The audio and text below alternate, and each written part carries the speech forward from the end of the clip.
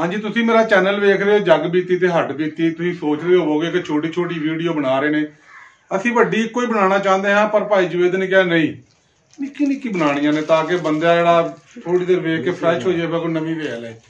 हाँ बिल्कुल। हुण असीं चाहांगे कि तुहानूं कोई आइंदी अड़कदी होई तादी तादी फड़फड़ांदी होई जुगत होए कोई वधिया जी।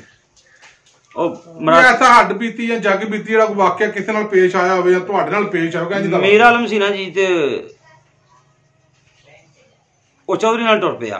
अच्छा, चौधरी वांडे चला सी तो उस आख्या चल मीरजादा चलिए वांडे, चलो उस रौनक बना ली चौधरी ने। वो टुर पिया जनाब ते ना अगले दे घर टुर गया। जा सलाम दा बुलाइए ने उन्हां सेवियां सूवियां पका के ना ते अगे रखियां। चौधरी भी सी बैठा, मरासी भी सी नाल ही।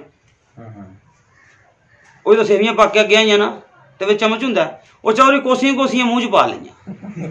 ਚੌਧਰੀ ਦੇ ਅੱਖਾਂ 'ਚ ਪਾਣੀ ਆ ਗਿਆ। ਮਰਾਸੀ ਹੁਣ ਸਾਹਮਣੇ ਬੈਠਾ, ਉਹਦਾ ਕਹਿੰਦਾ ਚੌਧਰੀ ਖੈਰ ਹੀ ਅੱਖਾਂ 'ਚ ਪਾਣੀ ਆ ਗਏ। ਉਹਦਾ ਕਹਿੰਦਾ ਯਾਰ ਜਦੋਂ ਘਰੋਂ ਟੁਰੇ ਹਾਂ ਨਿੱਕੀ ਕੁੜੀ ਬੜੀ ਬਿਮਾਰ ਸੀ ਤੇ ਉਹਦੀ ਯਾਦ ਆ ਗਈ ਏ ਤਾਂ ਅੱਖਾਂ 'ਚ ਪਾਣੀ ਆ ਗਿਆ। ਉਹਨੇ ਜਦੋਂ ਮਰਾਸੀ ਵੀ ਚਮਚੀ ਮੂੰਹ 'ਚ ਪਾ ਲਈ, ਉਹਦੀਆਂ ਅੱਖਾਂ 'ਚ ਵੀ ਪਾਣੀ ਆ ਗਿਆ। ਚੌਧਰੀ ਉਹਨੂੰ ਪੁੱਛਿਆ ਤੇਰੀਆਂ ਅੱਖਾਂ 'ਚ ਕਿਉਂ ਪਾਣੀ ਆਇਆ ਮੀਰਜ਼ਾਦਿਆ? ਉਹਦਾ ਕਹਿੰਦਾ ਚੌਧਰੀ ਜਿਹੜੀ ਨਿੱਕੀ ਕੁੜੀ ਬਿਮਾਰ ਸੀ ਨਾ ਉਹ ਮਰ ਗਈ ਏ। ਫਿਰ ਉਹਦਾ ਕਿਹਾ ਮਰ ਵੀ ਉਹ ਮਰੇ ਕੁੜੀ ਮਾਰ ਛੱਡੀ ਤੂੰ।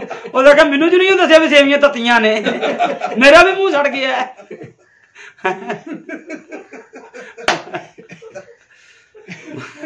ਮਾਲਕ ਤੁਹਾਨੂੰ ਖੁਸ਼ ਰੱਖੇ ਜੀ, ਅੱਲਾਹ ਬਾਦਸ਼ਾਹ ਦਾ ਰਵੋ। ਜਿਹਦੇ ਮਰਾਸੀ ਨੂੰ ਲਾਈਕ ਜ਼ਰੂਰ ਕਰਨਾ, ਸਰੋਟੇ ਤੁਹਾਨੂੰ ਸਰ ਮੇਰਾ।